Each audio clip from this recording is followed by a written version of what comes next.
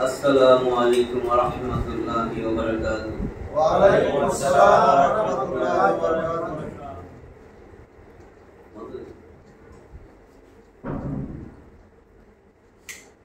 الحمد لله نحمده ونستعينه ونستغفره ونعوذ بالله من شرور أنفسنا ومن سيئات أعمالنا من يهده الله فلا مضل له ومن يضلل فلا هادي له وأشهد أن لا إله إلا الله وحده لا شريك له وأشهد أن محمدا عبده ورسوله أما بعد فإن خير الحديث كتاب الله وخير الهدي هدي محمد صلى الله عليه وسلم وشر الأمور محدثاتها وكل محدثة بدعة وكل بدعة ضلالة وكل ضلالة في النار. رب اشرح لي صدري ويسر لي أمري واحلل عقدة من لساني يفقهوا قولي. الحمد لله الذي هدانا لهذا وما كنا لنهتدي لولا أن هدانا الله. মুহতারাম হাজিরিন, আল্লাহর অশেষ মেহেরবানি যে আল্লাহ তাআলা তার আল্লাহর ঘর মসজিদে আমাদেরকে মা বোনদেরকে তাফসিরে আসার যে সুযোগ দিয়েছেন, যে তৌফিক দান করছেন, সেই জন্য কোরআনের কথা শুরু করার আগে সেই রব্বে কারিমের দরবারে দিল থেকে জবান খুলে দিয়ে জোরে সোরে সবাই একবার কালেমায়ে শুকর আদায় করি। সবাই বলি আলহামদুলিল্লাহ। আমরা সূরা নিসার 90 নম্বর আয়াত পর্যন্ত তাফসীর করছি, আজকে 91 নম্বর আয়াত থেকে। আউযু বিল্লাহি মিনাশ শাইতানির রাজীম। বিসমিল্লাহির রাহমানির রহিম। ستجدون آخرين يريدون أن يمنوكم ويأمنوا قومهم كلما ردوا إلى الفتنة أركسوا فيها وإن لم يعتزلوكم ويلقوا إليكم السلام ويكفوا أيديهم فخذوهم واقتلوهم حيث ثقفتموهم أولئك جعلنا لكم عليهم سلطانا مبينا। 91 নম্বর আয়াত আল্লাহ বলতেছেন, সাতাজিদুনা আখারিনা ইউরিদুনা আন ইয়ামানুকুম ওয়া ইয়ামানু কওমাহুম। অচিরেই সাতাজিদুনা তোমরা পাইবা একদল, আখারিন এমন কিছু লোক পাইবা, এগুলা মুনাফিক। ইউরিদুনা তারা চায়, আন ইয়ামানুকুম তারা চায় যে ইয়ামানুকুম তোমাদের কাছ থেকেও নিরাপত্তা, ওয়া ইয়ামানু কওমাহুম তাদের জাতি গোত্র থেকেও নিরাপত্তা। দুই দিকেই তাল মিলাই যে তারা কেউ কিছু না করে। এদিকে আসলে মুসলিমদের কাছে গেলে সালাম দেয়, ইসলামের কথা বলে, আর যখন তার নিজের কওমের কাছে যায় সেখানে যায় তখন দেখা যায় মূর্তি পূজা করতে, এখানে যায় মূর্তি পূজা করে, শিরিক করে, তাদের সাথেও তাল মিলায় যাতে ওইখানে তারা মনে করে এটা আমগো দলেরই, আর মুসলিমের এখানে এসব মুসলিম সাথে, এগুলাই বেশি ক্ষতিকর। কুল্লামা রুদ্দু ইলাল ফিতনাতি উরকিসু ফিহা যখনই তারা সুযোগ পায়, রুদ্দু তারা ফিরে যায়, ইলাল ফিতনাতি ফিতনায়, উরকিসু ফিহা এবং ঝাঁপায়া পড়ে তার মধ্যে। ধরেন মুনাফিক গেছে নিজের কওমের কাছে, কওমেরা যখন দেখা যায় মুসলিমরা সুযোগ মতন পাইছে আক্রমণ করতে, তখন হেও আক্রমণ করে মুসলিমরা, ঝাঁপায়া পড়ে, শিরক পূজা পূজা এগুলোর মধ্যে ঝাঁপায়া পড়ে যখন যে সুযোগটা পায়। ফাইন লাম ইয়াতাজিলুকুম অতঃপর যদি তারা তোমাদের থেকে সরে না যায়, ওয়ায়ুলকু ইলাইকুমুস সালাম এবং তোমাদের সাথে সন্ধি স্থাপন না করতে চায়, প্রস্তাব না দেয় শান্তি চুক্তির, ওয়ায়াকুফু আইদিয়াহুম তাদের হাতকে গুটায় না নেয় তোমাদের পক্ষ থেকে, তোমাদের মানে হাত না গুটায়, তোমাদেরকে মারতেই চায়, আক্রমণ করতে চায়, ফাখুযুহুম তাহলে তাদেরকে ধরো, ঘেরাও করো, আক্রমণ করো, গ্রেফতার করো, ওয়াকতুলুহুম এবং তাদেরকে হত্যা করো, হাইসু সাকিফতুমুহুম যেখানেই নাগাল পাও, যেখানেই তারে পাও সেখানেই হত্যা করো।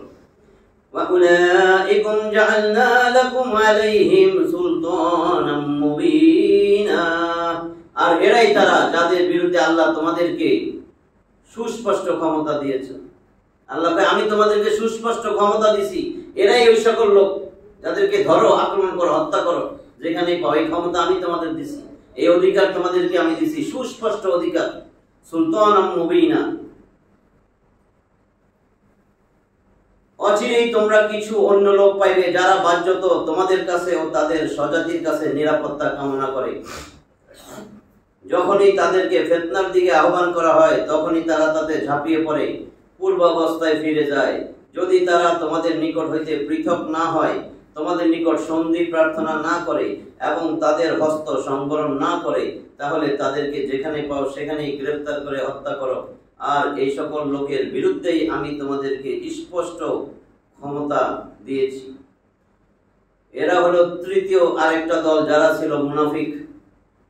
এরা মুসলিমের কাছে এসে ইসলামের কথা প্রকাশ করত যাতে তাদের হাত থেকে নিরাপদে থাকে, আর যখন নিজের জাতির নিকট যেত তখন তাদের সাথে শিরক ও মূর্তি পূজায় লিপ্ত হইত যাতে তারা এদেরকে নিজেদের দলভুক্ত মনে করে। এভাবে তারা উভয় থেকে স্বার্থ লাভ করত। ফিতনা এর অর্থ হলো শিরকও হতে পারে, আর ওর কিছু ফিহা এই শিরকের মধ্যে ফিরিয়ে দেওয়া হয়, অথবা ফিতনার অর্থ যুদ্ধ, অর্থাৎ যখন তাদেরকে মুসলিমের বিরুদ্ধে যুদ্ধের জন্য ফেরানো হতো তখন তারা সেই দিকে আগ্রহের সাথে অগ্রসর হইত। বাস্তবিকই তাদের হৃদয় মুনাফিকিতে এবং তোমাদের বিরুদ্ধে বিদ্বেষ ও হিংসায় পরিপূর্ণ। তাই তো তারা সামান্য প্রচেষ্টায় পুনরায় ফিতনা, শিরক অথবা তোমাদের বিরুদ্ধে যুদ্ধে লিপ্ত হয়ে পড়ে। ওদের অর্থটা এখান থেকে বললাম। 92 নম্বর আয়াত, ওয়ামা কানা লিলমুমিনিন আন ইয়াকতুলা মুমিনান ইল্লা ফাতা। ওয়ামা কানা লিলমুমিনিন, মুমিনের এটা কাজ নয়, আন যে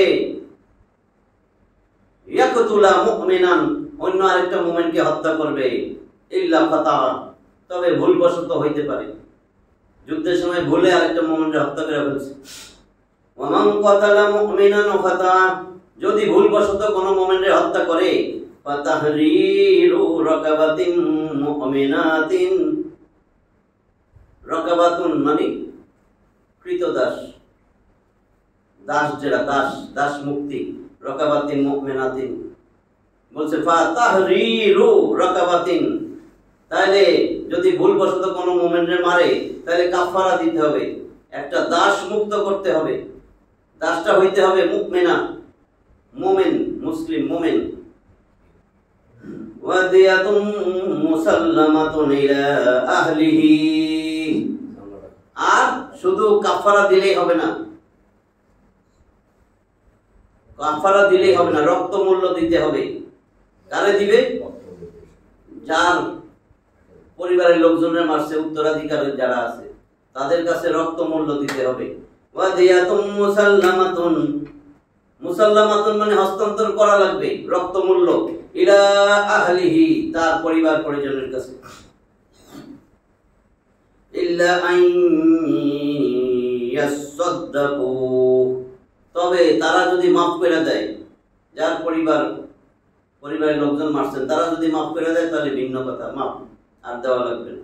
ফাইন কানা মিন কওমিন আদুউইল লাকুম, আর যদি শত্রুপক্ষের কাফের মারেন, ফাইন কানা মিন কওমিন আদুউইন লাকুম তোমাদের শত্রু গোত্রের মধ্যে কারোরে মাইরা ফেলছে, ওয়া হুয়া মুমিন সে মুসলিম, সে মুমিন, ফাতাহরিরু রাকাবাতিন মুমিনা তাইলে একটা দাস মুক্ত করা লাগবে। কাফারা, মুমিনরা মারছেন শত্রুপক্ষ হোক, একটা কাফারা দিবেন, একটা কৃতদাস, একটা দাস মুক্ত করবেন, সে মুমিন কৃতদাস। ওর রক্তপানের কথা বলেনি, আর রক্তমূল্য দেওয়া লাগবে। কিন্তু ওয়াইন কানা মিন কওমিন বাইনাকুম ওয়া বাইনাহুম মিসাক, যদি তোমাদের আর তাদের মধ্যে পরস্পর সন্ধি চুক্তি হয়েছিল, সেই সন্ধি চুক্তির পরে কাফের মাইরা ফেলছেন, শত্রুপক্ষ সন্ধি চুক্তি হয়েছিল, সেই কমের কাউরে হত্যা করা হয়, ফাদিয়াতুম মুসাল্লামাতুন ইলা আহলিহি, তাহলে আপনাকে রক্তের মূল্য দিতে হবে, তার পরিবার পরিজনের কাছে রক্ত মূল্য হস্তান্তর করা লাগবে। আর সাথে ওয়া তাহরিরু রাকাবাতিন মুমিনা, একটা মুমিন কৃতদাস আজাদ করে দিতে হবে, মুক্ত করে দিতে হবে। ফামান লাম ইয়াজিদ, যদি এরকম না পাওয়া যায়, কৃতদাস পাইলেন না, তাহলে কি করবেন? ফাসিয়ামু শাহরাইন মুতাতাবিআইন, একাধারে 2 মাস রোজা রাখা লাগবে, 60 দিন রোজা রাখবেন, মাঝখানে একটা ভেঙে ফেলে আবার 60টা। ওজোর থাকলে আলাদা কথা, মাসিক হয়েছে। আচ্ছা, তাওবাতাম মিনাল্লাহ, এটা আল্লাহর পক্ষ থেকে তাওবার একটা নিয়ম, একটা পদ্ধতি, যে আল্লাহ ক্ষমা করে দিবেন, রীতি। ওয়া কানা আল্লাহু আলিমান হাকীমা, আর আল্লাহ হইছেন আলিমান হাকীমা, সর্বজ্ঞানী। আলিমান হাকীমা, হাকীমা হিকমতের পরিপূর্ণ, প্রজ্ঞাবান, প্রজ্ঞাময়। এখানে যেটা অর্থ আছে সেটা বলতেছে। কোন বিশ্বাসীকে হত্যা করা কোন বিশ্বাসীর জন্য সঙ্গত নয়, তবে ভুলবশত হত্যা করে ফেললে সেই কথা আলাদা। কেউ কোন বিশ্বাসীকে ভুলবশত হত্যা করলে এক বিশ্বাসী দাস মুক্ত করা এবং তার নিহতের পরিবার বর্গকে রক্তপণ অর্পণ করা বিধেয়। তবে যদি তারা সাদাকা বা ক্ষমা করে দেয় তাহলে ভিন্ন কথা। কিন্তু যদি সে তোমাদের শত্রুপক্ষের লোক হয় এবং বিশ্বাসী হয়, মানে মুমিন, তবে এক বিশ্বাসী দাস মুক্ত করা বিধেয়। আর যদি সে এমন এক সম্প্রদায়ভুক্ত হয় যার সাথে তোমরা চুক্তিবদ্ধ, তবে তার পরিবার বর্গকে রক্তপণ অর্পণ এবং এক বিশ্বাসী দাস মুক্ত করা বিধেয়। কেউ যদি উক্ত দাস না পায় বা মুক্ত করার সামর্থ্য না রাখে, তাহলে সে একাধিক্রমে 2 মাস রোজা রাখবে। তওবার জন্য এটা আল্লাহর বিধান। বস্তুত আল্লাহ সর্বজ্ঞ, প্রজ্ঞাময়। এখানে নেতিবাচক বাক্য নিষেধাজ্ঞার অর্থে ব্যবহার হয়েছে, যা হারাম প্রতিপাদন করে, অর্থাৎ একজন মুমিনের অপর মুমিনকে হত্যা করা নিষেধ, হারাম। আল্লাহর রাসূলকে কষ্ট দেওয়া তোমাদের জন্য সঙ্গত নয়, সূরা আহজাবে বলা হয়েছে কষ্ট দেওয়া হারাম। ভুলের কারণ অনেক ধরনের হতে পারে। উদ্দেশ্য হলো নিয়ত ও ইচ্ছা, হত্যা করা না হয়।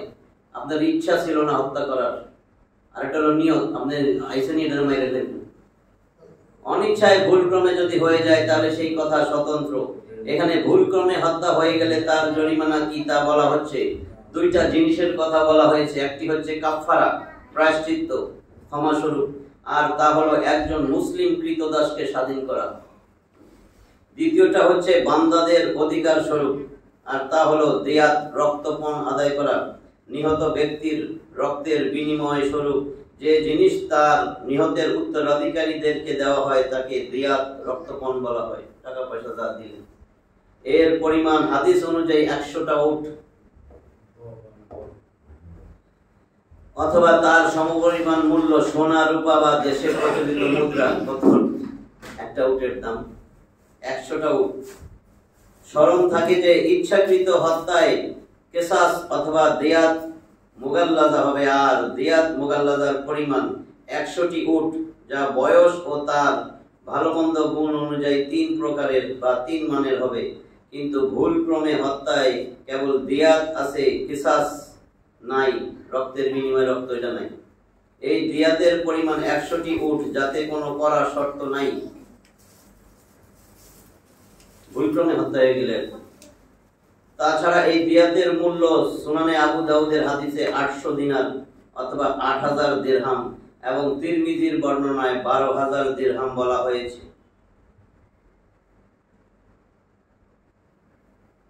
ক্ষমা করে দেওয়াকে সাদাকা বলে আখ্যায়িত করার উদ্দেশ্য হলো ক্ষমা করার প্রতি উৎসাহিত করা। ক্ষমা করে দিলে আর কিছু নাই, এটা হলো সাদাকা। 93 নম্বর আয়াত, ইয়াকতুল মুমিনা মুতাআম্মিদান ফাজাযাউহু জাহান্নাম খালিদান ফিহা ওয়া গাদিবাল্লাহু আলাইহি ওয়া লা'নাহু ওয়া আ'আদ্দা লাহু আযাবান আযীমা। কি বলছে দেখেন 93 তে, ওয়া মান ইয়াকতুল মুমিনান মুতাআম্মিদান, যদি ইচ্ছাকৃত হত্যা করে থাকে, যে ইচ্ছাকৃত কাউকে হত্যা করলো কোন মুমিন রে, ফাজাযাউহু জাহান্নাম, তার জন্য প্রতিদান জাহান্নাম, তার ঠিকানা হবে জাহান্নাম, তার শাস্তি খালিদান ফিহা, সেখানে সে চিরদিন থাকবে। ওয়া গাদিবাল্লাহু আলাইহি ওয়া লা'নাহু, তার জন্য আরো থাকবে আল্লাহর ক্রোধ, গজব, আর আল্লাহর লানত, অভিশাপ। আর কি, আ'আদ্দা লাহু আযাবান আযীমা, আর তার জন্য আল্লাহ প্রস্তুত করবেন মর্মন্তুদ আযাব, বিরাট আযাব। আর যে কেউ ইচ্ছাকৃতভাবে কোনো মুমিনকে হত্যা করবে তার শাস্তি জাহান্নাম, সেখানে সে চিরকাল থাকবে এবং আল্লাহ তার প্রতি রুষ্ট হবেন, রাগান্বিত হবেন, তাকে অভিসম্পাত করবেন এবং তার জন্য মহা শাস্তি প্রস্তুত করে রাখবেন। এটা ইচ্ছাকৃত হত্যা করার শাস্তি। হত্যা 3 প্রকারের, ভুলক্রমে হত্যা, প্রায় ইচ্ছাকৃতভাবে হত্যা, প্রায় ইচ্ছাকৃত, এমন জিনিস দিয়ে ইচ্ছাকৃতভাবে আঘাত করা যা দিয়ে সাধারণত হত্যা করা যায় না, যা হাদিস দ্বারা প্রমাণিত। এমন কিছু দিয়ে মারছে যেটা দিয়ে আসলে হত্যা করা যায় না, কিন্তু মরে গেছে। ইচ্ছাকৃতভাবে হত্যা অর্থাৎ হত্যা করার ইচ্ছা ও নিয়ত করে হত্যা করা, এবং এর জন্য সেই অস্ত্র ব্যবহার করা হয় যা দিয়ে বাস্তবিকই হত্যা করা যায়, যেমন তরবারি, খঞ্জর ইত্যাদি। আয়াতে মুমিনকে হত্যা করার অতীব কঠিন শাস্তির কথা বর্ণনা করা হয়েছে, যেমন তার শাস্তি হলো সেই জাহান্নাম যাতে সে চিরস্থায়ী থাকবে, অনুরূপ সে আল্লাহর ক্রোধের শিকার হবে এবং তার অভিসম্পাত ও মহাশাস্তিও তার উপর আপতিত হবে। একই সাথে এতগুলো কঠিন শাস্তির কথা অন্য কোনো পাপের ব্যাপারে বর্ণিত হয় নাই। এ থেকে এই কথা পরিষ্কার হয়ে যায় যে একজন মুমিনকে হত্যা করা কত বড় অপরাধ। হাদিস সমূহেও এই কাজের কঠোরভাবে নিন্দা করা হয়েছে এবং এর কঠোর শাস্তি বর্ণিত হয়েছে। মুমিনের হত্যাকারীর তওবা কবুল হবে নাকি হবে না, কোন কোন আলেম উল্লেখিত কঠোর শাস্তিগুলোর ভিত্তিতে তার তওবা কবুল না হওয়ার কথাই ব্যক্ত করেছেন। কিন্তু কোরআন ও হাদিসে আলোচিত উক্তির আলোকে পরিষ্কারভাবে জানা যায় যে নিষ্ঠার সাথে তওবা করলে প্রত্যেক পাপই মাফ হতে পারে। সূরা ফুরকানের 70, সূরা ফুরকান 25 নম্বর সূরা 77 আয়াত আছে, 70 নম্বর আয়াত, ইল্লা মান তাবা, তবে যে তওবা করলো, ওয়া আমানা, ঈমান আনলো, ওয়া আমিলা আমালান সালিহান ফাউলাইকা ইউবাদদিলুল্লাহু সাইয়্যাতিহিম হাসানাত ওয়া কানা আল্লাহু গফুরার রহিমা। এটা মনে বলছিলাম। তবে যে তওবা করছে, এরপর ঈমান আনছে, নেক আমল করতেছে, এরাই তারা আল্লাহ তাআলা যাদের আগের পূর্বের গুনাহ তো মাফ করবেনই, যত গুনাহ ছিল সব নেকি দ্বারা পূর্ণ করে দিবেন। কারণ আল্লাহ ওয়া কানা আল্লাহু গফুরার রহিম, আল্লাহ গফুর, আল্লাহ রহিম। তবে যে বড় তো অধিকার আছে, আপনাদের মাইরা ফেলেছে একজনে,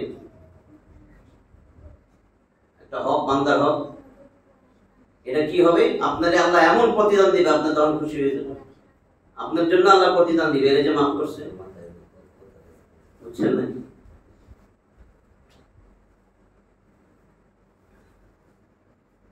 অন্যান্য তওবার আয়াতসমূহ ব্যাপক। প্রত্যেক গুনাহ ছোট হোক, বড় হোক অথবা অতি বড় যাই হোক না কেন, নিষ্ঠার সাথে তওবা করলে সবই মাফ হওয়া সম্ভব।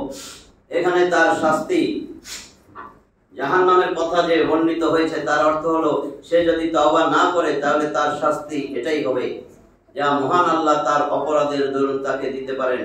অনুরূপ তওবা না করা অবস্থায় চিরস্থায়ী জাহান্নামী হওয়ার অর্থ হলো তাতে সুদীর্ঘকাল অবস্থান করতে হবে, কারণ কাফের ও মুশরিকরাই কেবল চিরস্থায়ী জাহান্নামী হবে। তাছাড়া হত্যার সম্পর্ক যদিও বান্দার অধিকারের সাথে, যা থেকে তওবার মাধ্যমেও দায়িত্ব মুক্ত হওয়া যায় না, তবুও আল্লাহ তাআলা স্বীয় কৃপা ও অনুগ্রহে তার এমন ভাবে নিষ্পত্তি করতে পারেন যে নিহিত ব্যক্তিও প্রতিদান পেয়ে যাবে এবং হত্যাকারীও মাফ হয়ে যাবে। ইবনে কাসির ফাথুল কাদিরের কাজ 94 নম্বর আয়াত। ইয়া আইয়ুহাল্লাযীনা আমানু, হে ঈমানদারগণ, ইযা দারাবতুম ফি সাবিলিল্লাহ, যখন আল্লাহ ঈমানদারদের বলে যখন দারাবতুম তোমরা যাত্রা করো, আল্লাহর রাস্তায় বাইর হও, যখন তোমরা আল্লাহর রাস্তায় বাইরে আসো, ফাতাবাইয়ানু, তখন শত্রু মিত্র ভালো করে যাচাই বাছাই করে নিও, যাচাই বাছাই করে নিও কে তোমার শত্রু কে বন্ধু। ওয়ালা তাকুলু লিমান আলকা ইলাইকুমুস সালাম লাস্তা মুমিনা, কি বলছেন? ওয়ালা তাকুলু লিমান আলকা ইলাইকুমুস সালাম লাস্তা মুমিনা, তোমরা বলো না তাকে যে তোমাদেরকে সালাম দেয়, সালাম দিছে একজনে, মনে করতেছি বাঁচার জন্য সালাম দিছে, আসলে এটা মুমিন না, এই কথা তাকে বলো না, বুঝছেন না? পরে ঘটনা আসবে, কিছু সাহাবী একটা জঙ্গলে গেছিল মরুভূমির মধ্যে, যায় রাখাল একটা ছাগল নিয়ে যাইতেছে, অনেক ছাগলের পাল, এদেরকে দেখা সালাম দিছে, তো সাহাবীরা মনে করছে আসলে এটা কাফের, ডরে সালাম দেয় বাঁচার জন্য, ওরে হত্যা করে ফেলেছে। হত্যা করে ছাগলগুলা নিয়ে রাসূলের কাছে আসছে, নবীজির কাছে এসে যে গনিমতের মাল পাইছি ওটা তো মেরে ফেলেছে, কাফের মারছে, ওই তখন এই আয়াতটা নাযিল হয়েছে, আসবে ওইটার থেকেই বলবো। এটাই বলছে ওয়ালা তাকুলু, তোমরা বলো না লিমান আলকা ইলাইকুমুস সালাম, যে তোমাদেরকে সালাম দেয়, সালাম পেশ করে, লাস্তা মুমিনা, তুমি মুমিন না, এই কথা বলো না, তুমি মুমিন নয়। কেন বলতেছো? তাবতাগুনা আরাদাল হায়াতিদ দুনিয়া, দুনিয়ার জীবনের সম্পদ তালাশ করার জন্য, ওর কাছে অনেক সম্পদ আছে, এটা মুমিন না, মারে ডালে হয়ে যাবে।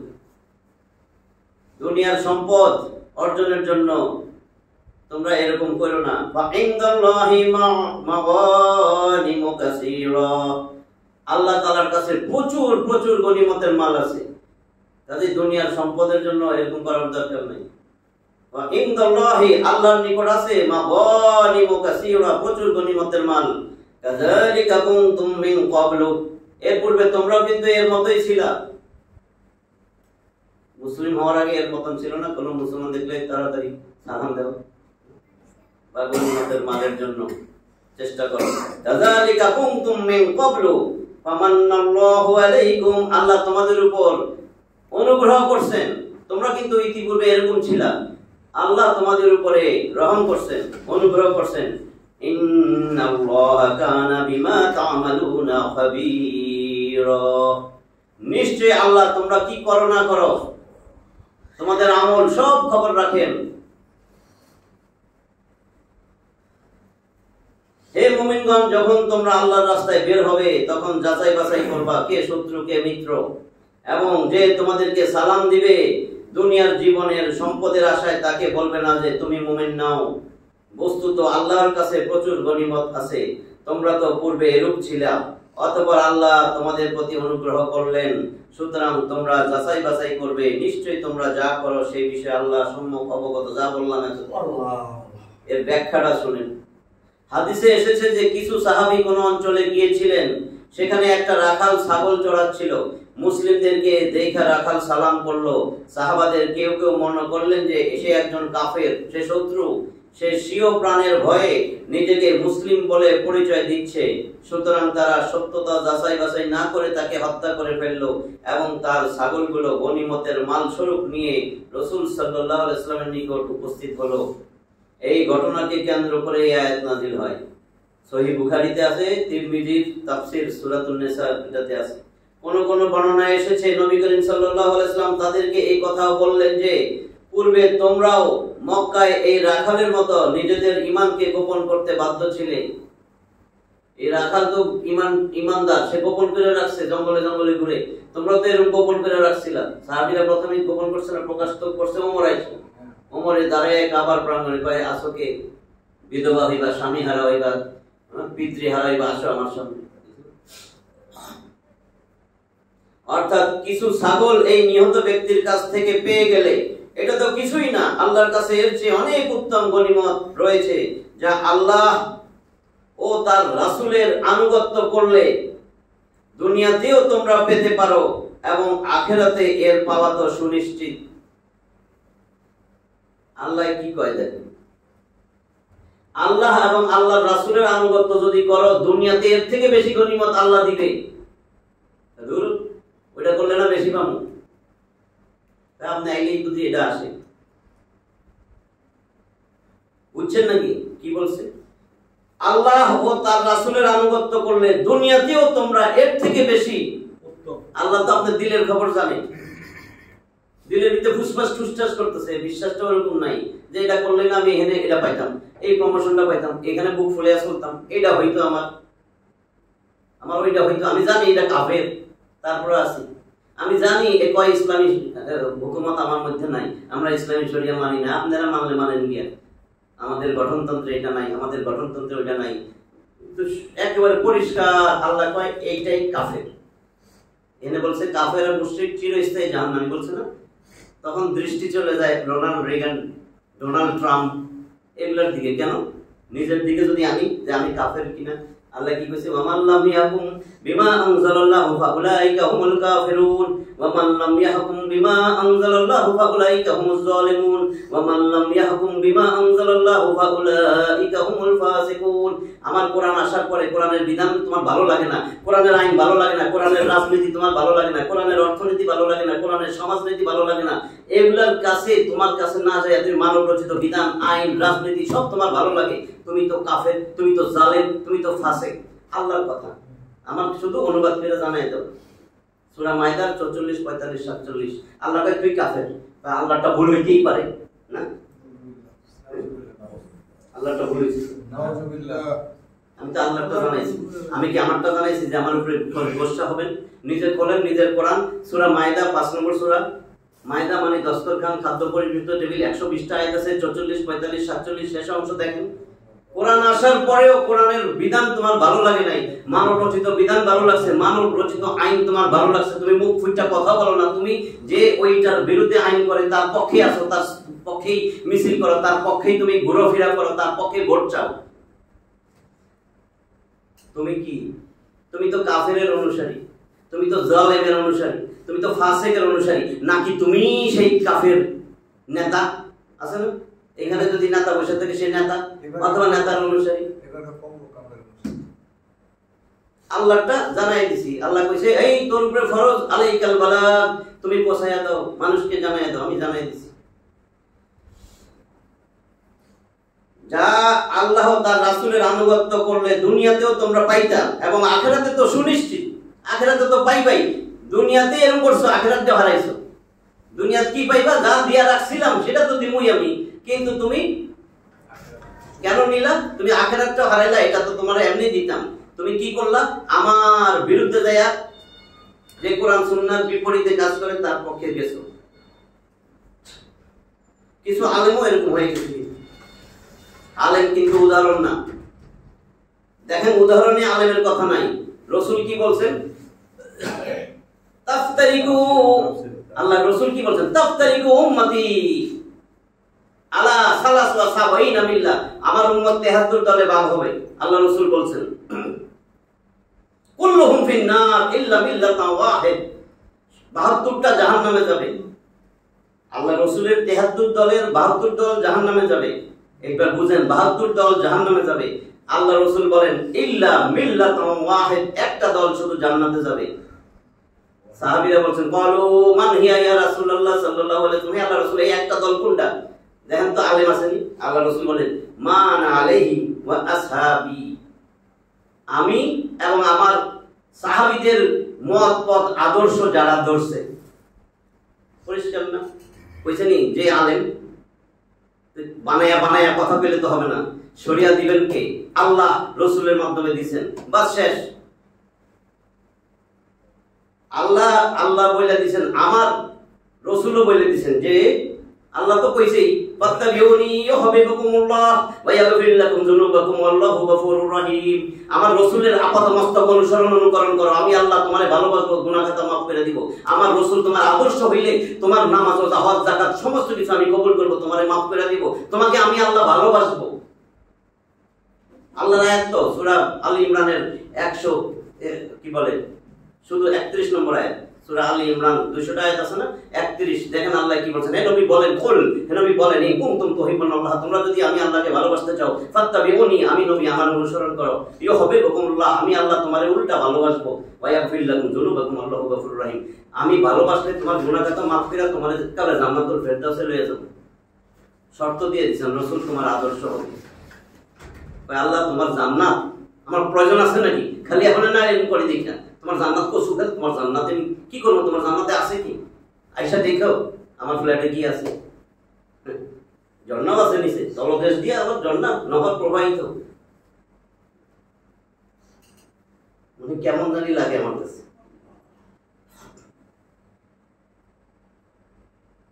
বুঝছেন নাকি কথাগুলো? রসুল আদর্শ যদি না হয় সব শেষ, সব শেষ, আপনার সমস্ত কিছু সব শেষ। এখনো তো তওবার সুযোগ আছে, বুঝছেন না? ইল্লা মান তাবা ওয়া আমানা ওয়া আমিলা আমালান সালিহান ফাউলাইকা ইউবাদদিলুল্লাহু সাইয়্যাতিহিম হাসানাত। এখনো সময় আছে, তওবা করো, তওবা করে আবার নতুন করে ঈমান আনো, ঈমান আনার পরে নেক আমল শুরু করে দাও। নেক আমল কোনটা? নেক আমল হলো তুমি কি রাজনীতি করতে চাও, তাহলে আল্লাহর দল করো, আল্লাহর রাসূলের দল করো, কোরআন সুন্নাহ নিয়ে আগে যাও।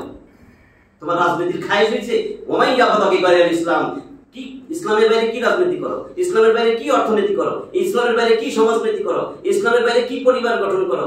তুমি ব্যক্তিগত জীবন, পারিবারিক জীবন, সামাজিক জীবন, অর্থনৈতিক জীবন, রাজনৈতিক জীবন, তোমার পায়ের তলা থেকে মাথা পর্যন্ত তোমার ব্যক্তিগত জীবন, আন্তর্জাতিক বলয় পর্যন্ত ইসলামের বাইরে কিছু তালাশ করবা, তোমার তো আমল যাবে, সালাও যাবে। আল্লাহর আয়াত তো, আল্লাহর কথা তো, আমি তো জানাইতেছি শুধু। জানাইলে কি মানবো নাকি? আল্লাহ কি আছেন আসলে? নামাজ পড়াইতে সমাজের মানুষ করবো কি? এই জন্য না নামাজ পড়ি, মানুষের কইতেই না, সামনে ইলেকশন। 95 নম্বর আয়াত, লা ইয়াস্তাউিল কাঈদুনা মিনাল মুমিনিন গায়রু উলিদ দারার ওয়াল মুজাহিদুনা ফি সাবিলিল্লাহ বিআমওয়ালিহিম ওয়া আনফুসিহিম। দেখেন কি বলে, ওয়ালা ইয়াস্তাউই, লা ইয়াস্তাউিল কাঈদুনা মিনাল মুমিনিন, মুমিনদের মধ্য থেকে যারা ঘরে বসে রয়েছে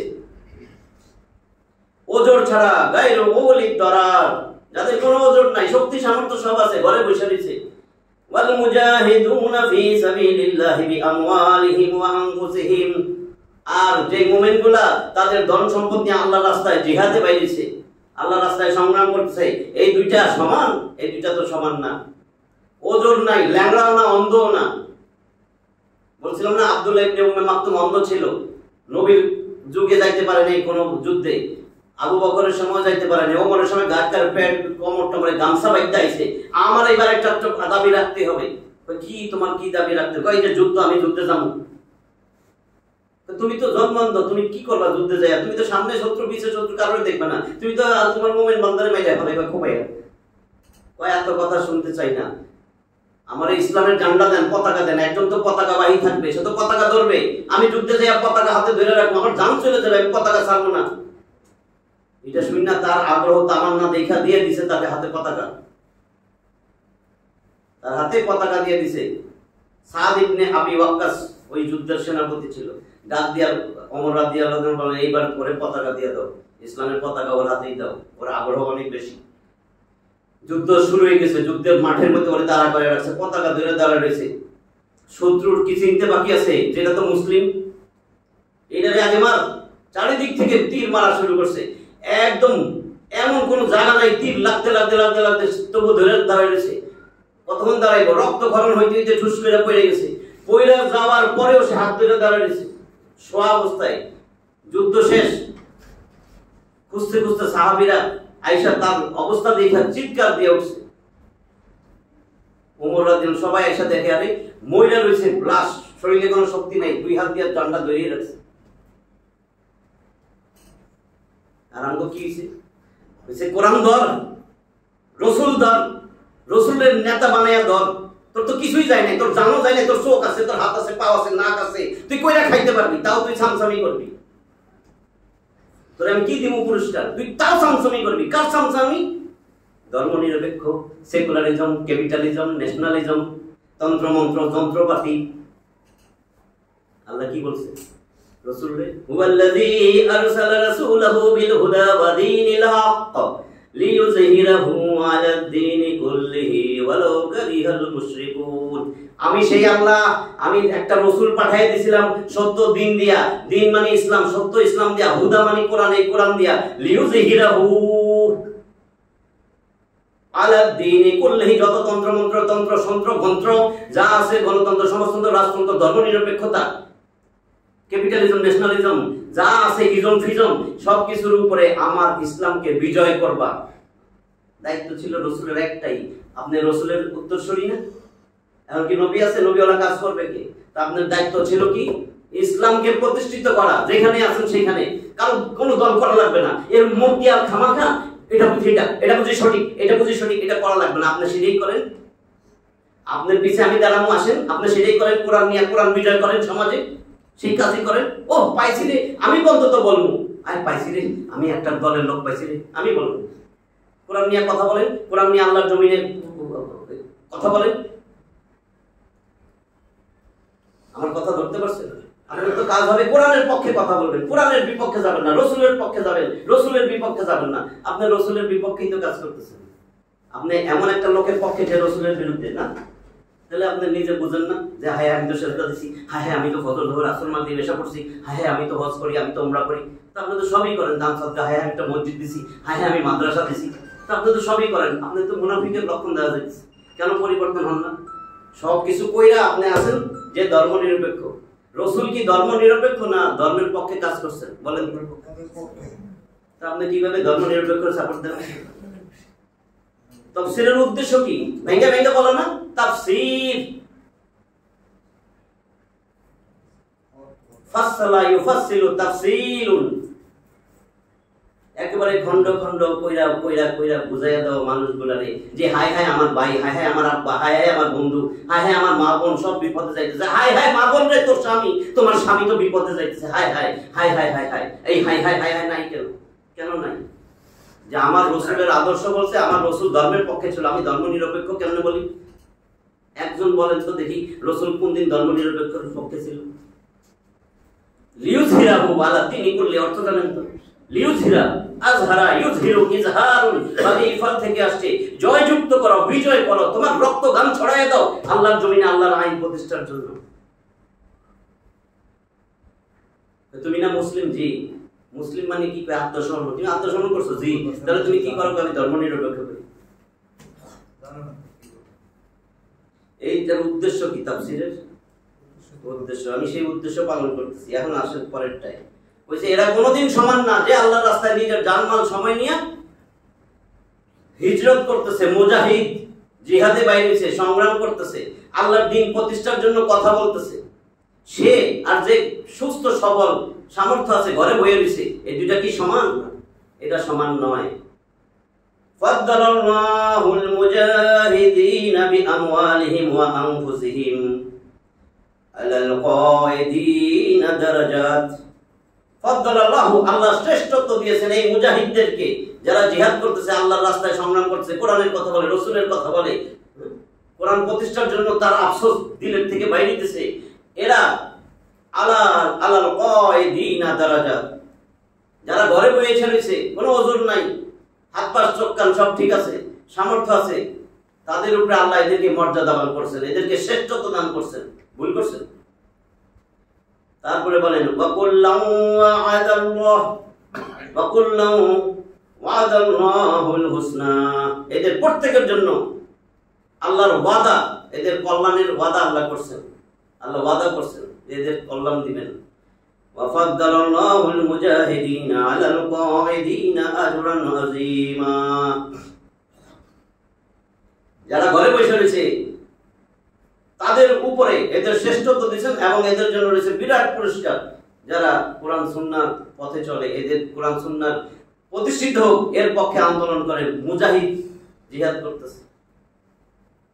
দোষ দেবেন না, জিহাদ কে করে দেখেন, এইটুকুই করেন, সেইটুকুই করেন, এখন বর্তমানে এইটুকুই করেন। চরমনাইতে একটা মুজাহিদ বাহিনী নামই দিছে, যেটাই করুক আপনার আমার থেকে ভালো না, কোরআন সুন্নাহর কথাই কয়, মাঠে ময়দানে মাইরও খায়।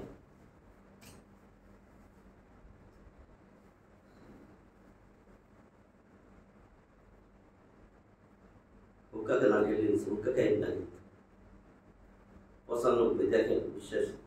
যখন এই আয়াত নাযিল হলো যে যারা আল্লাহর রাস্তায় জিহাদ করে তারা এবং যারা বাড়িতে অবস্থান করে তারা পরস্পর সমান নয়, তখন আব্দুল্লাহ ইবনে উম্মে মাকতুম অন্ধ সাহাবী প্রভৃতিরা অভিযোগ করলেন যে আমরা তো অক্ষম, সে তো অন্ধ, যার কারণে আমরা জিহাদে অংশগ্রহণ করা থেকে বঞ্চিত। উদ্দেশ্য ছিল ঘরে অবস্থান করার কারণে জিহাদে অংশগ্রহণকারীদের সমান আমরা নেকি ও সওয়াব অর্জন করতে পারবো না, অথচ আমাদের ঘরে অবস্থান স্বেচ্ছায় এবং জান বাঁচানোর জন্য নয়, বরং শরীর কারণে, আমরা তো অন্ধ। তাই মহান আল্লাহ যারা অক্ষম নয় এই কথাটা নাজিল করলেন, নাজিল করে লাগাই দিয়েছেন যারা অক্ষম না তারা যে বয়ে রয়েছে, তোমরা না। অর্থাৎ যারা সঙ্গত ওজনের কারণে বাড়িতে অবস্থান করে তারাও মুজাহিদদের মতো নেকিতে সমান সমান শরীক থাকবে। দেখছেন তাদের সুযোগ দিয়েছে, অন্ধ তো, আল্লাহ তো দেয় নাই চোখ তাদের দুনিয়ায়, তারপর কি কে বসেছিল গেছে, কারণ ওজনই তাদের পথে বাধা হয়েছে। সহিহ বুখারী জিহাদ অধ্যায়। অর্থাৎ জান ও মাল সহ জিহাদে অংশগ্রহণকারীরা বৈশিষ্ট্য লাভের অধিকারী হবে, আর জিহাদে যারা অংশগ্রহণ করতে পারে না তারা এই বৈশিষ্ট্য লাভ থেকে বঞ্চিত হলেও মহান আল্লাহ উভয়কে উত্তম প্রতিদান দেওয়ার অঙ্গীকার করেছেন। এটাকে দলিল হিসেবে গ্রহণ করে উলামারা বলেছেন যে সাধারণ অবস্থায় জিহাদ ফরজে আইন নয়, সাধারণ অবস্থায়, বরং ফরজে কিফায়া, অর্থাৎ যে পরিমাণ লোকের প্রয়োজন সেই পরিমাণ লোক জিহাদে অংশগ্রহণ করলেই মনে করে নেওয়া হবে যে সেই অঞ্চলের অন্য লোকদের পক্ষ হইতে এই ফরজ আদায় হয়ে গেছে।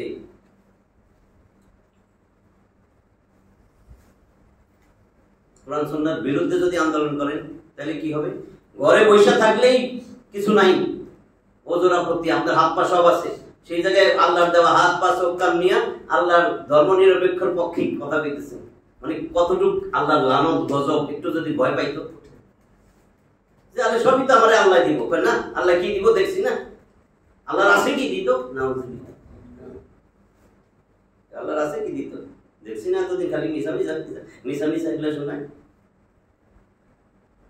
96 একজন তো কইছিলই ব্যবসার জন্য রাসূল সাল্লাল্লাহু আলাইহি ওয়াসাল্লাম হজের ব্যবস্থা করছিল, কারণ মরুভূমি কিছু নাই, ভলটল, এই জন্য কইছিল না একজন মুসলিম, কইছিল সব ক্ষতি করছে ইসলামের মুসলিম, নামদারি শয়তান মুনাফিক, নাম কিন্তু মুসলিম, 54 বছর সব ছিল মুসলিম। কোরআন তো প্রতিষ্ঠিত হয়েছে, তাই না? প্রতিষ্ঠিত হয়েছে ধর্ম নিরপেক্ষ। ইসলাম কি? মুসাফির। ধর্ম নিরপেক্ষটা মুকিম, মুকিম। একবার তো কইছি আল্লাহ নিজে বলতেছেন, সূরা হজ 22 নম্বর সূরা বলেন, আমার কথা না, আমি খালি বঙ্গানুবাদ করি, 41 নম্বর আয়াত, সূরা হজ আছে 78টা, 41, আল্লাযীনা ইম্মাক্কান্নাহুম ফিল আরদ, আল্লাযীনা ইম্মাক্কান্নাহুম ফিল আরদ, আমি আমার ঈমানদার বান্দাগুলোরে যদি জমিনে ক্ষমতা দিয়া দেই, আমি আল্লাহর 4 দফা, আমি আল্লাহ দিছি 4 দফা, তারা সেই 4 দফা পূরণ করবে। আকামুস সালাতা ওয়া আতাউজ যাকাতা ওয়া আমারু বিল মারুফি ওয়া নাহাউ আনিল মুনকার, আমার জমিনে তারা সালাত প্রতিষ্ঠিত করবে। কত ভুল ধারণা, আইন দিয়া সালাত আদায় করলে হবে না, কত ভুল ধারণা মানুষকে শিখায় না, আইন দিয়া পড়তে হবে না, আইন দিয়ে এটা হবে না। আমি কসু যদি 50,000 বছরও যদি আমি সুদের পক্ষে বয়ান দেই, আলেম ওলামারা দিতেছে না? আমাদের আগে আলেম ওলামা ছিল না? 50-100 বছর পার হয়ে গেছে, সুদের পক্ষে, সুদ তো আরো মোটা তাজা হয়েছে, সুদ কি কমছে না মোটা তাজা হয়েছে? ঘুষ বন্ধ হয়েছে, পর্দা বেপর্দা হয়েছে না, ওয়াজ বন্ধ হয়েছে, ওয়াজ দেওয়া হবে না, একবার রাষ্ট্রে সংসদে যাই আইন পাস করাইয়া সেই আইন যদি করেন না, একদিনে সব ঠান্ডা, একদিনে পর্দা, পর্দা বাইরে বিনা তো পাশার চামড়া উড়াই ফেলবো বেত্রাইয়া, পর্দা করবি না তুই।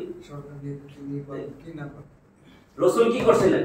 রসুল তো 10টা 13টা বছর মায়ের খাইতে গেতে শেষ মক্কায় সংসদে কোরআন নিয়ে যাইতে পারে নাই, হয়েছিল প্রতিষ্ঠিত? পারছেনি? আল্লাহর একটা আইন হয়েছে, আবু জাহেল হইতে দিছে। কিন্তু মদিনায় সংসদে যখন কোরআন নিয়ে গেছে, মদিনার সংসদে, তখন দেখেন সব 10টা বছর কোরআন দিয়া চালাইছে। আবু বকর 2 বছর 3 মাস চালাইছে। কসু বুঝায় মানুষের বুলডা, মুসলিমে বুঝায়, আবার বুঝায় মুসলিম। কি নাম? আব্দুর রহমান। আব্দুর রহমান, সব জায়গায় রহমান দেখেন। হ্যাঁ, রহমান রহমান রহমান, আব্দুর রহমান, আমিনুল ইসলাম। ওরে বাবা, সব জায়গায় দেখি খুঁজে খুঁজে দিয়ে এই কথাবার্তা, আর কোনো কিছু নেই। আল্লাহ চাইছিল জমিনে 4 দফা দিবে, এই যে কইছে আইন কইরা নামাজ প্রতিষ্ঠিত করবে। আল্লাহকে আমি 4 দফা দিছি, আকামুস সালাত, তারা সালাতকে প্রতিষ্ঠিত করবে, ওয়া আতাউ যাকাত, একবারে সরকারি নিয়ম কইরা যাকাত আদায় করবে। এখন তো সবাই ট্যাক্স দেয় কেন? অত সরকারের উচিত ছিল যাকাত আদায় করা সবাই থেকে। যদি এরকম যাকাত আদায় করে, 1 যুগ 10 বছর পরে একটা যাকাত দেওয়ার লোক পাইবেন না। কারণ ওমর রাদিয়াল্লাহু আনহুর সময় যাকাতের বিভাগের কর্মচারী আমাদের টাকা লয়ে হাঁটছে, যাকাতের খাওয়ার লোক নাই।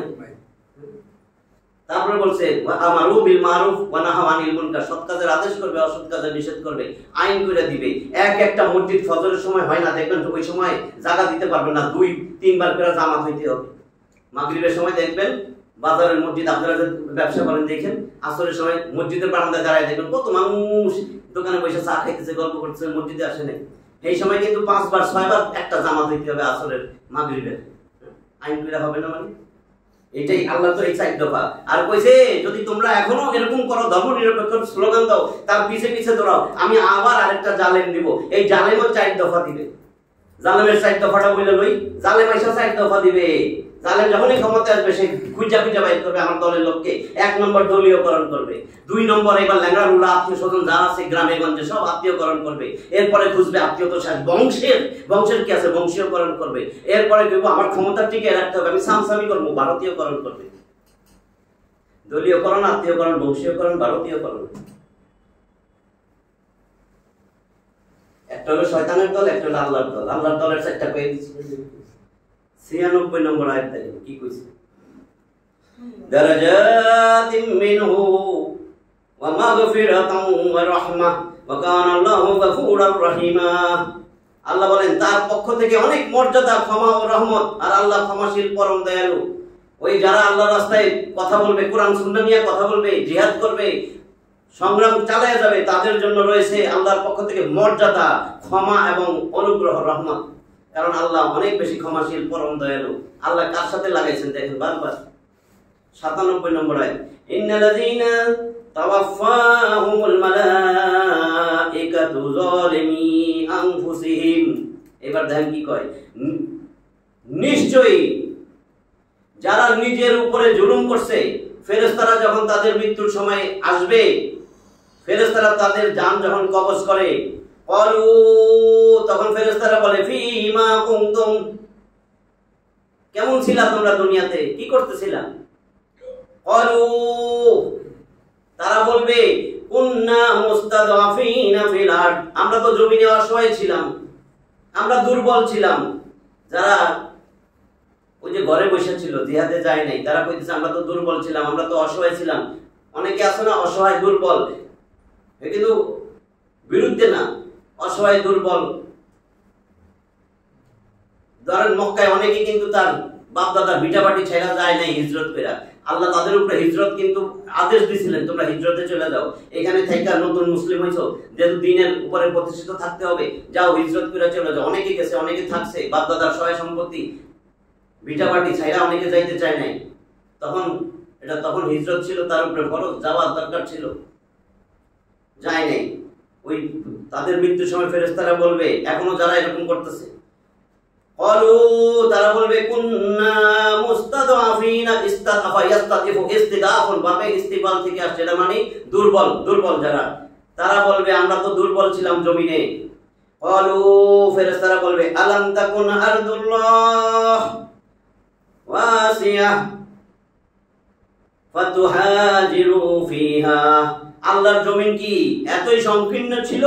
আল্লাহর জমিন কি তোমাদের জন্য প্রশস্ত ছিল না যে এই জায়গা থেকে আরেক জায়গায় হিজরত করে চলে যাইতা? এখনো যদি আপনার কোনো একটা এলাকায় আছেন, দিন ধর্মের উপরে কথা বলতে পারেন না, দিনের উপরে কথা বলতে পারেন না, আপনার উপরে অনেক চাপ, এখানে ইসলাম নিয়েও চলতে পারবেন না, ছেলে মেয়েরা পর্দা করাইতে পারবেন না, যেই জায়গায় ইসলাম একটু আছে সেই জায়গায় চলে যেতে হবে আপনার। এটা হিজরত করে যাইতে হবে, যে আমার তো দিন ধর্ম ঠিক রাখতে হবে। তবুও কোনো সুযোগ নাই যে আপনি নাচবেন ধর্ম নিরপেক্ষ, ধর্ম নিরপেক্ষ, তাহলে তো মুনাফিক হইলেন। যে আমার তো ভিতরে ইমান ঠিক আছে, আমি তো ধর্ম নিরপেক্ষ, আমার এখানে থাকুন লাগবো, আমার বুক ফুলে চলন লাগবো, আমার একটা পোস্ট পজিশন লাগবো। আল্লাহ কিন্তু বলছে যে আল্লাহ এবং আল্লাহ রসুলের পথে থাকবে, আমি তারে আরো বেশি দিব, আখিরাত তো আছেই। আর যদি এরকম করো, দুনিয়া যা দিয়েছিলাম এটাই পাইবা, মনে করবা কি এই দল করাতে তুমি পাইছো, এটা তো আমি তোমার জন্য রাখছিলাম। বুঝছেন তো? তোমার কি আল্লাহর জমিনে হিজরত করার জায়গা ছিল না? জমিন কি প্রশস্ত ছিল না? ফেরেশতা বলবে ফাউলাইকা মাওয়াহুম জাহান্নাম, এরাই তারা যাদের বাসস্থান হলো জাহান্নাম। আল্লাহর কথা তো এটা। ওয়াসাআত মাসীরা, কতই না নিকৃষ্ট সেই জায়গা। এই আয়াত এমন সব লোকদের ব্যাপারে অবতীর্ণ হয় যারা মক্কায় ও তার আশেপাশে বসবাস করত। তারা মুসলিম তো হয়ে গিয়েছিল, কিন্তু তারা তাদের পূর্বপুরুষদের অঞ্চল ও গোত্র ছেড়ে হিজরত করে নাই। অথচ মুসলিম শক্তিকে একই স্থানে কেন্দ্রীভূত করার লক্ষ্যে হিজরত করার উপর মুসলিমদের জন্য অতিশয় তাকিদি নির্দেশ জারি করা হয়েছিল। তাকিদ, জোরালো নির্দেশ দেওয়া হয়েছিল, মদিনায় একত্রীভূত হইলে ইসলামের শক্তি বাড়বে। কাজে যারা হিজরত করার নির্দেশের উপর আমল করে নাই তাদেরকে এখানে অত্যাচারী, জুলুমবাজ, তাদেরকে বলছে এরা জালেম, অত্যাচারী সাব্যস্ত করা হয়েছে এবং তাদের ঠিকানা জাহান্নাম বলা হয়েছে। এই থেকে প্রথমত জানা যায় যে অবস্থা ও পরিস্থিতি অনুযায়ী ইসলামের কোন কোন আমল ত্যাগ করা কুফরি পর্যায়ে পৌঁছে যায়, অথবা পালন করলে ইসলাম গণ্য হয়। যেমন এই সময় হিজরত করাই ইসলাম গণ্য হয়েছে এবং তা ত্যাগ করা প্রায় কুফরির আওতাভুক্ত গণ্য করা হয়েছে ওই সময়। দ্বিতীয়ত জানা যায় যে এমন কাফের দেশ থেকে হিজরত করা ফরজ। দেখুন, এমন কাফের দেশ থেকে হিজরত করা ফরজ, আর আমরা ছেলেরে পাঠাই দিই, আমার 3 ছেলে 2 ছেলে, এখানে 2 ছেলে এখানে, আমি তো খুবই, আপনি কি করলেন? একটা ছেলে বিদেশ পাঠাইলেন না, ছি ছি, আল্লাহ কি করলেন? আপনি কেন ইংলিশ মিডিয়ামে পড়াইলেন না? হাই হাই, আপনি ব্রিটিশ কাউন্সিল এপিএস ডিপিএস কি জানি কয়, আইএলটিএস পিএসটিএস কেন পড়াইলেন না? হাই হাই ডাক্তার সাহেব, আপনাদের তো আল্লাহ অনেক কিছু দিয়েছিল। হাই হাই সর্বনাশ, আপনাদের তো ঠুস কি, আপনার ছেলে কই? ওই দেশে, স্বপ্নের দেশ আমেরিকায়। আল্লাহ বললেন কেন? নাউজুবিল্লাহ, আল্লাহ তুমি কি তখন জ্ঞান ছিল না নাকি? না ছিল, তাই আস্তাগফিরুল্লাহ। দ্বিতীয়ত জানা যায় যে এমন কাফের দেশ থেকে হিজরত করা ফরজ, আর আমরা পাঠাইতেছি যেখানে ইসলামের নিয়ম নীতি অনুযায়ী আমল করা কঠিন হয় এবং যেখানে থাকা কুফরি ও কাফেরদের উৎসাহ লাভের কারণ হয়। আমি আল্লাহর কথা জানাইতেছি, নিজের পরিবর্তন যাতে আসে, না আসলে তো নাই, অসুবিধা তো নাই। আল্লাহর কি ঘোরা উঠবো না? আমি যদি না শুনি, কালকে বিকালে আল্লাহর গাড়ি ঘোরা উঠবো না। আয়াত নাজিল হওয়ার কারণের দিক দিয়ে এখানে আরজ দুনিয়া বলতে মক্কা ও তার পার্শ্ববর্তী অঞ্চলকে বোঝানো হয়েছে এবং এর পরের আরজ দুনিয়া বলতে মদিনাকে বোঝানো হয়েছে। মক্কা থেকে মদিনা একত্রীভূত কইরা মদিনায় ইসলামের শক্তির জন্য যাইতে বলছিল। তবে নির্দেশের দিক দিয়ে সাধারণ, অর্থাৎ প্রথম আরজ দুনিয়া বলতে কাফেরদের দুনিয়া বা দেশ যেখানে ইসলাম অনুযায়ী আমল করা কঠিন হয়, এবং আরজুল্লাহ আল্লাহর দুনিয়া বলতে এমন সব জায়গা বা দেশ যেখানে মানুষ আল্লাহর দ্বীনের উপর আমল করার উদ্দেশ্যে হিজরত করে যায়। ব্যঙ্গ করে মুসলিম, আফগান বানাইবো, আফগান। আমি কি আলহামদুলিল্লাহ, আর আপনাদের কি শয়তানে পাইছে? আপনি কেমনে বললেন? আমারই বলা হয়েছে এরমিত করেন, আফগান বানাইবো। বেটা এটা তো মহামূল্যবান একটা জিনিস, আফগান বানাইবো মানে হাই হাই, ছেলের দিয়েছেন শেষ করে কোরআন সুন্নাহর উপরে চালাইতেছেন না? হাই হাই, নবীজি কইলাম না, সময় শেষ। 98 ইল্লাল মুস্তাদাফিনা মিনার রিজালি ওয়ান নিসাই ওয়াল বিলদান লা ইস্তাতিউনা হিলাতাও ওয়া লা ইয়াহতাদুনা সাবিলা। দেখেন কি বলছেন, ইল্লাল মুস্তাদাফিনা মিনার রিজালি ওয়ান নিসাই ওয়াল বিলদান। এই দুর্বল যারা, দুর্বল কইছে না, দুর্বল আমরা তো দুর্বল, ফেরেশতা আইছে আল্লাহ কেন বলতেছেন? আল্লাহ জানাই দিয়েছেন। তবে যেই দুর্বল পুরুষ, নারী আর শিশুরা ছিল, যারা আসলে জানতোই না কেমনে কোথায় যাবো, কি করবো, উপায় উপকরণ নাই, হিজরত করে যাইব, উপায় উপকরণও নাই, বুঝেও না শিশুদের অবস্থা, এদের অবস্থা যারা দুর্বল পুরুষ, দুর্বল নারী আর শিশু যারা সক্ষম না এবং চিনেও না রাস্তা, তাদের জন্য আল্লাহ ক্ষমা করে দিচ্ছেন। তবে যে দুর্বল পুরুষ, নারী ও শিশুরা কোনো উপায় অবলম্বন করতে পারে না, কোনো রাস্তা খুঁজে পায় না, তাদের কথা ভিন্ন। কোন শিশু? শিশুর উপরে তো শরীয়তই নাই। তারপরে বলা হয়েছে এখানে হিজরতের নির্দেশ থেকে সেই সকল পুরুষ, মহিলা এবং শিশুদেরকে আলাদা করা হচ্ছে যারা ছিল হিজরতের উপায় উপকরণ থেকে বঞ্চিত এবং পথের ব্যাপারে অজ্ঞ। শিশুরা যদিও শরীয়তের বিধিবিধানের ভার থেকে মুক্ত, তবু এখানে তাদের উল্লেখ করা হয়েছে হিজরতের গুরুত্ব, আরো যে কত গুরুত্ব বোঝানোর জন্য, পরিষ্কারভাবে তুলে ধরার জন্য। এবং এখানে শিশু বলতে সাবালকত্বের কাছাকাছি কিশোরদেরকেই বোঝানো হয়েছে। 99 فَأُولَئِكَ عَسَى اللَّهُ أَن يَعْفُوَ عَنْهُمْ وَكَانَ اللَّهُ عَفُوًّا غَفُورًا। দেখেন পরে কি বলে, ফাউলাইকা আসাল্লাহ, এরাই তারা, এই দুর্বল পুরুষ, নারী, এরা শিশুরা, এরা আশা করা যায় আন ইয়াফুয়া আনহুম, আল্লাহ তাদেরকে মাফ করে দিবেন।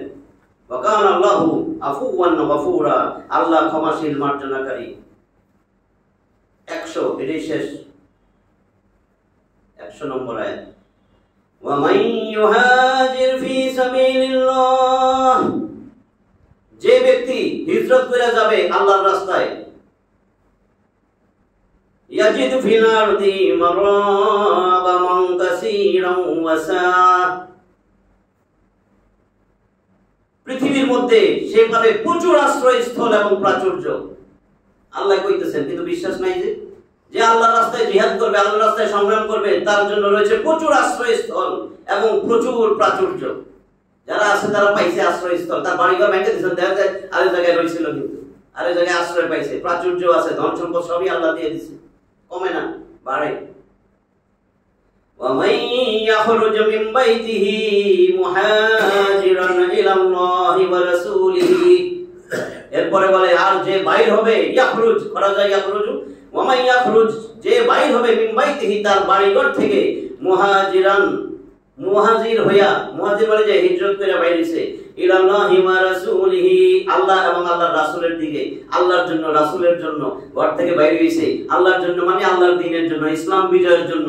রাসূলের জন্য মানে আল্লাহর রাসূলের আদর্শ বানায়া, ওই আমার আদর্শ নেতা যেই কাজ করছে আমি সেই কাজ করব। আমার রাসূল কোনদিন সিগারেট খায়নি, হুক্কা খায়নি, সত্যি খায়নি, কিন্তু খাইলে তো আমার নেতা, আমি ইতিহাসের দিকে জানতাম। সুম্মা ইউদরিক, দেখেন কি বলে এরপরে, সুম্মা ইউদরিকুল মাউত, আল্লাহর রাস্তায়, আল্লাহর জন্য, রাসূলের জন্য বাইরে গেছে নিজের ঘর থেকে, এর মধ্যে হিজরত করে যাইতেছে, পথির মধ্যে মরে গেছে। সুম্মা ইউদরিকুল মাউত, অথবা মৃত্যু তারে ধরে ফেলাইলো, ফাকাত ওয়াকা আজরুহু আলাল্লাহ, এই সময় যদি সে মারা যায়, হিজরত করে পৌঁছতে পারে সেই জায়গায়, পথির মধ্যে মারা গেছে, এটা আল্লাহর দায়িত্ব, এর উপহার পুরস্কৃত করার দায়িত্ব আল্লাহর উপর দায়িত্ববান অর্পণ। আল্লাহ এটা আমার দায়িত্ব, তাহলে আমি পুরস্কৃত করব। তাহলে কি দিব? রোজায় কইছে না প্রতিদান দিব আল্লাহ নিজে। ফাকাদ, নিশ্চয়ই, তবে ওয়াকা আজরুহু, তার পুরস্কারের দায়িত্বভার পড়লো আল্লাহ, আল্লাহর উপর। ওয়াকান আল্লাহু গফুরার রহিমা, কারণ আল্লাহ হলেন মেহেরবান, ক্ষমাশীল। এগুলা দিয়া তখন যে কি বুঝলেন যে আমার জবান থেকে খালি কোরআনের কথা, আল্লাহ রাসূলের কথা, এটাই বাইরিতে হবে। আমি সব সময় যেখানে কাজ করি, চাকরি করি, ব্যবসা করি, আমি যে রোগীর সাথে সম্পর্ক, আমার যা কনভারসেশন হয় রোগীর সাথে, দেশবাসীর সাথে, লোকজনের সাথে, এলাকাবাসীর সাথে, যত বন্ধু বান্ধবের সাথে আমার কথা হবে রাসূল তোর আদর্শ, রাসূলের আদর্শ বানাই, খবিশগুলা দূর কর। এই খবিশ কোনোদিন কাজে আসবে না, কারণ খবিশগুলার লক্ষ্যই হলো এই দেশ থেকে ধর্ম নিরপেক্ষ করা। কয় রাজনীতিতে কোরআন আসেনি? আপনি যদি বলেন আসেনি, তাহলে আপনার ঈমান থাকে? আলিয়ামা আকমালতু লাকুম দীনাকুম, আমি আল্লাহ নিজে তোমাদের দ্বীন পরিপূর্ণ করছি। ইয়া আইয়ুহাল্লাযীনা আমানু উদখুলু ফিস-সিলমি কাফা, পরিপূর্ণ ইসলামে ঢুকো। ওয়া মান ইয়াবতাগি গায়রাল ইসলাম, ইসলাম ছাড়া কি তালাশ করো? এগুলোর অর্থ কি বুঝেন? ইসলাম ছাড়া রাজনীতি তালাশ করো, তোমার তো ঈমানই নাই। ইসলাম ছাড়া অর্থনীতি তালাশ করো, তোমার তো ঈমানই নাই, তোমার তো আমাজ হবে, সালাহ হবে। এগুলোর উদ্দেশ্য হলো আপনার জবান দিয়ে খালি রসুল আদর্শ রসুল আদর্শ রসুল আদর্শ, ভাই কোরআন কোরআন কোরআন কোরআন, সমাজে কোরআন, নামাজে কোরআন শুনছেন, নামাজে কোরআন শুনেন না ফজরের সময়, এগুলোর অর্থ জানলে না আপনি বুঝবেন সমাজে তো এটা প্রতিষ্ঠিত করা লাগবে। আল্লাহ এখানে কেন বলতেছেন এগুলি? আলহামদুলিল্লাহ রাব্বিল আলামিন, সকল প্রশংসা আল্লাহ, বাস আল্লাহর প্রশংসা করবেন না হইব যে নামাজে না কইছি এটা আল্লাহর প্রশংসা করা লাগবে মিয়া।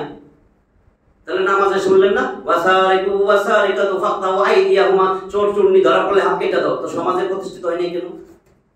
ওরে অ্যাডভোকেটও আছে দেখি, তো কেন হয়নি?